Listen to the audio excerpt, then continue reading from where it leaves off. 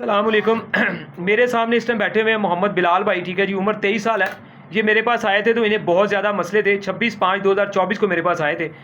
भाई आपके सामने बैठे हुए हैं, इनके बहुत सारे मसले थे, मैं उनका जिक्र करता हूँ, लेकिन इनसे पहले पूछता भी हूँ कि ये मेरे से तकरीबन इनकी दवाई 60-20 10 दिन की दवाई थी 26/5, और उसके बाद 2 माह गुजर चुके हैं, छठा भी और 7वां भी।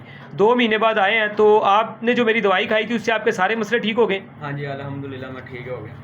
ठीक हो गए हो, यानी कि ਤੁਹਾਡਾ मसला सी थकावट ज़्यादा सी ठीक होगी, हाँ जी हो गई। भुख घट लगती सही लगे लगी। हाँ जी सही हो ठीक है जी। छोटा पेशाब खुल के आंदा सी, पानी की प्यास ज़्यादा लगती सी, प्यास कंट्रोल च आ गई, हाँ जी आ गई। मूँह खुश्क हो रहा सी, हुण तो नहीं हो रहा जी? नहीं जी ठीक है जी। उस तो इलावा दिन रात हर 2 घंटे बाद छोटा पेशाब उठ के करना पैंदा सी, हाँ जी पानी भी पींदे ही, प्यास भी लगती सी, हाँ जी। तो शुगर भी कोई नहीं सी, नहीं। लेकिन ठीक भी हो गए। हाँ जी, हुण तो नहीं रात उठना पैंदा? नहीं जी माशाल्लाह हुण मैं ठीक हो गया। अल्हम्दुलिल्लाह। कब्ज़ वगैरह भी सी ते हाँ। रुकावट ठीक है, गैस नहीं सी, अगे भी नहीं सी, सही हाँ है। जी। पसीने जो स्मैल आती सी वो तो नहीं आ रही? नहीं जी हुण नहीं आ रही।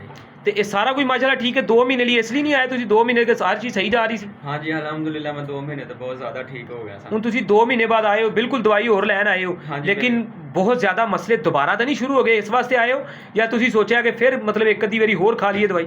नहीं मसला तो कोई नहीं है, वैसे मैं दोबारा लेना आया दवाई को, चलो मसला पक्का सही हो। और पक्का चंगे तरीके से सेटमेंट हो जाए।